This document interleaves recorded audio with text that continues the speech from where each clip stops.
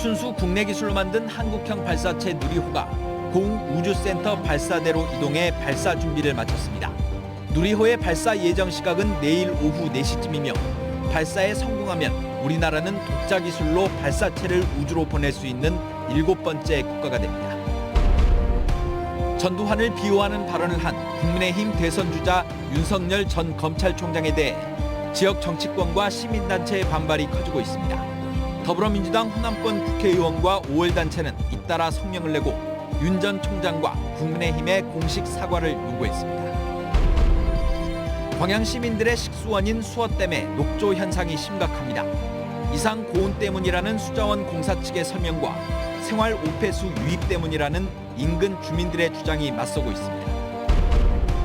날씨가 쌀쌀해지면서 파라 인플루엔자 바이러스가 유행하고 있습니다. 초기 증상이 코로나19와 비슷한 가운데 면역력이 약한 영유아들이 주로 감염되고 있습니다. 여러분 안녕하십니까? 수요일 밤 여수 MBC 뉴스데스크입니다. 순수 우리 기술로 만들어진 우주 발사체 누리호의 발사 시험이 하루 앞으로 다가왔습니다. 내일 발사에 성공한다면 우리나라는 독자적으로 발사체를 우주로 보낼 수 있는 7번째 국가가 됩니다. 강서영 기자입니다. 발사를 하루 앞둔 오늘 높이 47m, 폭 3m의 누리호가 모습을 드러냅니다. 특수 차량에 실려 발사대로 이송된 누리호가 천천히 하늘을 향해 일어섭니다. 오늘 무사히 기립을 완료한 누리호는 전자장비와 연료 주입 밸브 등 설비 정비도 성공적으로 마쳤습니다.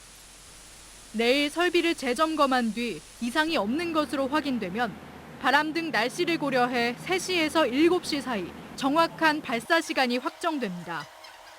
발사 시간 전후로는 나로우주센터 반경 최소 3km에서 최대 95km까지 육상과 해상, 공역의 출입이 통제됩니다.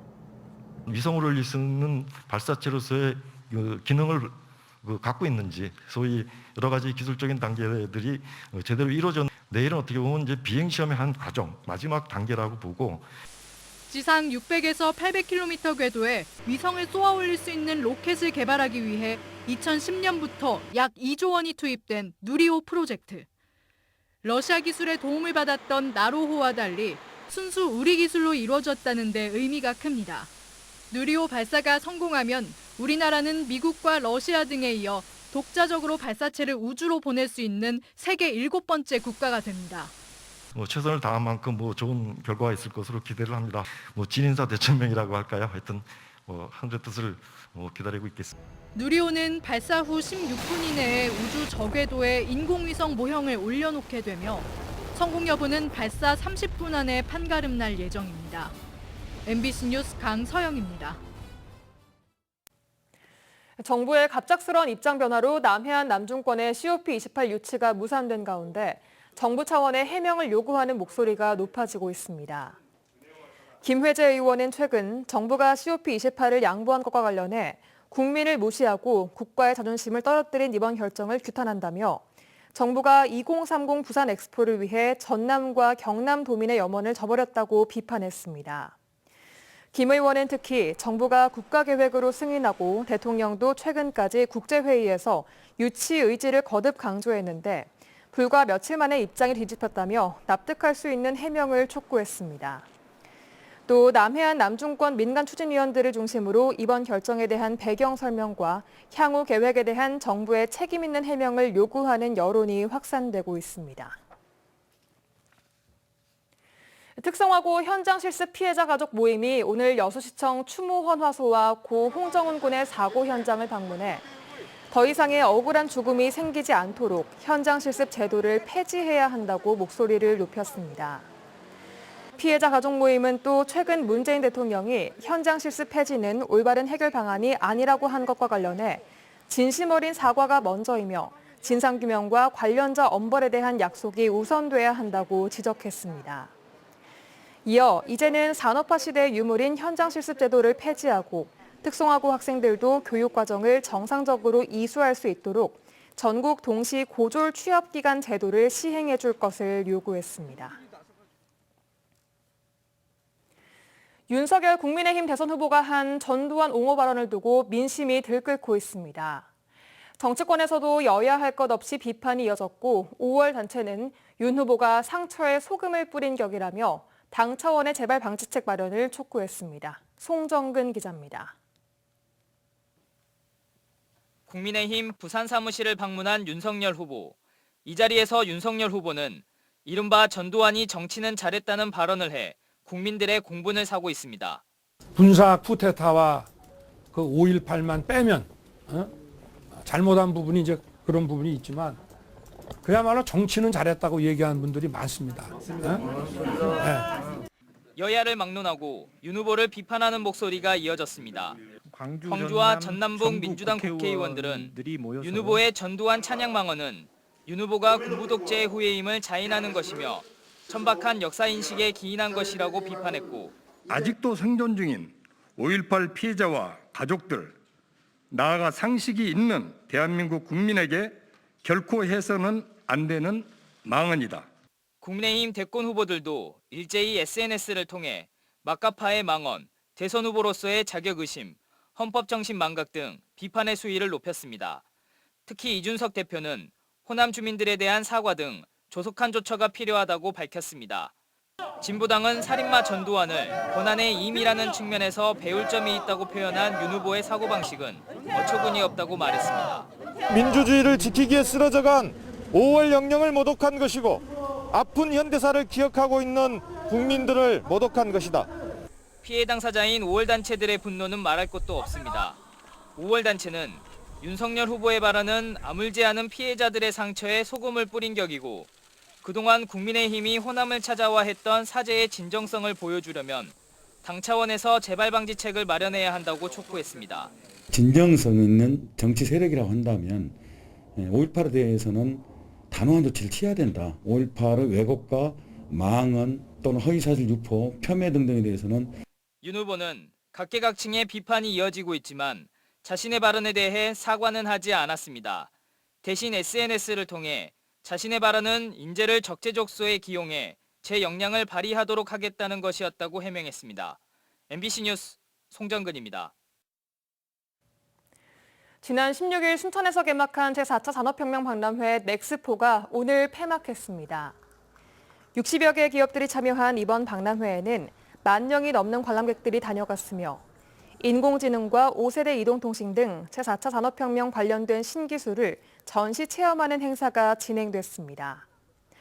순천시는 이번 박람회에서 시범 운영된 자율주행 셔틀버스를 2023년 국제정원박람회 기간에도 운행하기 위해 기업 및 전남도와 협의를 진행할 계획입니다. 광양 수어댐의 심각한 녹조 현상에 대해 얼마 전 보도해드렸었는데요. 댐 인근 지역 주민들이 녹조 발생의 원인을 주변 숙박시설에서 유입된 생활 오폐수와 불법 농작물 재배 때문이라고 주장하며 수자원공사의 근본적인 해결 대책을 촉구하고 있습니다. 김주희 기자가 보도합니다. 광양 시민들의 식수원인 광양 수어댐입니다. 댐 수역은 전체적으로 짙은 녹색 빛깔을 띠고 있습니다. 댐 가장자리 수역은 마치 페인트와 같은 녹조가 짙게 분포해 있습니다. 10월 중순을 넘기면서 최근 기온이 크게 내려가고 있는데도 녹조는 완전히 사라지지 않고 있는 겁니다. 완전 페인트 부는 것처럼 녹조가 아주 심하고 이렇게 사람들이 만지면 막 냄새가 이렇게 아주 악취가 났었고. 수자원 공사 측은 올해 유난히 심각한 상황의 녹조가 이상 고온 현상 때문으로 추정하고 있습니다. 7월 초에 짧게 장마가 왔었고요. 그러다 보니까 이제 수어댐은 자연 원류형댐인데 자연 원유량이 감소했습니다. 그리고 지금 아시다시피 이상 기온 때문에 날씨가 저저번 주까지만 해도 30도를 웃도는 아주 이상 기온이었고. 하지만 인근 마을 주민들은 보다 더 근본적인 문제가 있음을 지적합니다.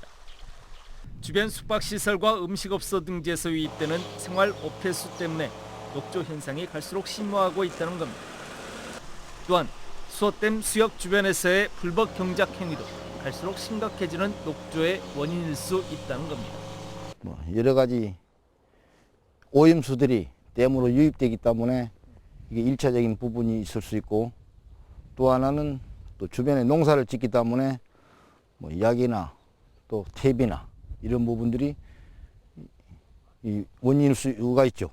수정공사 측은 녹조 비상 대응반을 구성해 비상 방제에 나서고 있지만 보다 근본적인 대책을 촉구하는 댐 주변 지역 주민들의 요구는 더욱 거세지고 있습니다. MBC 뉴스 김주입니다. 여수 전남병원 장례식장이 지난달 27일 층간소음 문제로 아래집 주민이 휘두른 흉기에 의해 살해를 당한 40대 부부의 장례식 비용 전액을 부담해 미담이 되고 있습니다. 여수서 층간소음 문제로 살해를 당한 부부는 여수 엑스포장 인근에서 밤 늦게까지 치킨집을 운영하며 착실하게 살아왔고 희생된 부부의 두 딸은 외할아버지 부부가 돌보고 있는 것으로 알려지고 있습니다.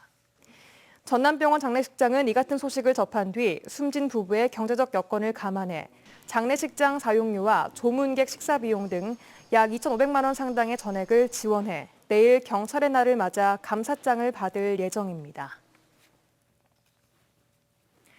신도시 부동산 개발 이익을 공공환수해 원도심의 빈집 정비 사업에 투자해야 한다는 지적이 나왔습니다. 전남도의회 민병대 의원은 최근 열린 전남도의회 임시회에서 지역 균형 발전을 위해서는 각 시군마다 시행하고 있는 민간 부동산의 신도시 개발 사업 이익을 환수해 원도심 빈집 정비 사업에 투자해야 한다고 주장했습니다. 현재 전남 지역의 빈집 비율은 전국 평균의 2배에 이르며 이 중 60% 이상은 활용되지 못한 채 방치되고 있는 것으로 나타났습니다. 도로가와 주택의 사고 위험이 있어 보입니다.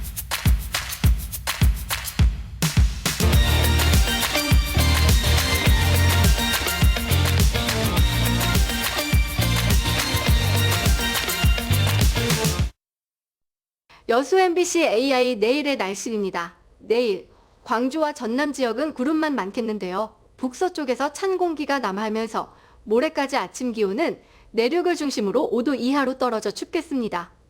지역별 날씨와 기온 보시겠습니다. 여수가 10에서 18도, 순천이 7에서 19도, 광양도 7에서 19도의 기온 분포를 보이겠습니다. 내일 광주는 6에서 16도, 목포는 9에서 17도를 보이겠습니다. 내일 남해서부 앞바다는 맑은 날씨를 보이겠습니다. 파도는 남해서부 앞바다에서 0.5에서 1m, 먼 바다에서 0.5에서 1.5m로 비교적 잔잔하게 일겠습니다. 이번 주는 대체로 맑은 날이 많겠습니다. 주말인 토요일도 맑은 날씨가 이어져 야외 활동 지장 없겠습니다. 하지만 일교차는 10도 이상으로 벌어질 예정이라 건강 관리에 유의하셔야겠습니다. 지금까지 AI 날씨였습니다. 초기 증상이 코로나19와 비슷한 파라인플루엔자 바이러스가 0세에서 5세 사이 영유아를 중심으로 유행하고 있습니다. 최근 급격히 추워진 날씨 탓에 면역력이 약한 영유아들이 주로 감염되고 있습니다. 양정은 기자가 취재했습니다. 목포의 한 병원입니다. 영유아들이 진료를 받기 위해 아침부터 길게 줄을 서 있습니다. 요즘 유행하는 호흡기 질환 파라인플루엔자 바이러스 치료를 받기 위해서입니다.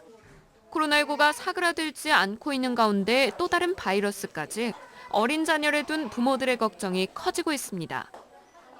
코로나 바이러스 많이 걸리긴 하더라고요. 그래서 입원실도 없다고 걱정되고 하니까 마음도 무겁고 엄마들이 그런 것 같아요. 유치원이나 어린이집, 보육원 등도 유행처럼 번지는 질환에 비상이 걸렸습니다. 열이 전혀 없었는데 자고 일어나서 걸렸다더니 이게 항상 장난감들 소독을 하지만은 수분을 락스 첨소 따로 하고 또 이렇게 일반 소독으로 또 다시 하고. 파라바이러스는 갑작스레 치솟는 발열과 구토, 인후통의 심한 기침까지 코로나19와 초기 증상이 비슷합니다. 기침이나 재채기 등 비말 전파를 통해 감염될 수 있고 면역력이 약한 0세에서 5세 사이 영유아들이 가장 취약합니다. 독감 등 다른 질병과 달리 예방주사도 없는 데다 영유아가 한 번 걸리게 되면 평균 5일은 입원을 하게 됩니다. 면역력이 떨어지기 쉬운 환절기에 갑작스럽게 찾아온 추운 날씨가 파라바이러스 유행의 원인입니다. 날씨가 이 가을 날씨 같지 않게 굉장히 후덥지근하고 온도가 높고 비가 많이 왔잖아요. 그러다 갑자기 지금 기온이 급강하했거든요. 그때 이 바이러스가 증식이 일어난 겁니다. 보건당국은 기침과 인후통이 발생할 경우 다른 사람들과 접촉을 피하고 병원에서 신속하게 진료를 받을 것을 당부했습니다. MBC 뉴스 양정은입니다. 여순 사건 순천 지역 희생자를 추모하기 위한 위령제가 오늘 순천에서 열렸습니다. 이번 위령제는 순천 지역 유족과 제주 4.3 관련 단체 등이 참석한 가운데 진행됐으며 제주 4.3 기념사업회 강호진 집행위원장은 특별법 제정이라는 기쁨을 함께 나누게 돼 뜻깊게 생각한다며 진상규명을 위해 협력하겠다는 뜻을 밝혔습니다. 한편 여순 사건이 발생한 이튿날인 1948년 10월 20일 순천에는 14연대 소속 군인들이 도착해 총격전이 벌어졌으며 이 과정에서 민간인 등이 희생됐습니다. 2026년 여수 세계 섬 박람회를 홍보하기 위한 국제 섬 포럼이 오늘과 내일 이틀 동안 여수에서 열립니다. 기후변화와 섬이란 주제로 전 세계 7개국의 해양과 기후, 섬 분야의 전문가들이 참석하는 2021 국제 섬 포럼 인 여수는 온라인 화상회의와 대면 회의를 병행한 하이브리드 방식으로 진행됩니다.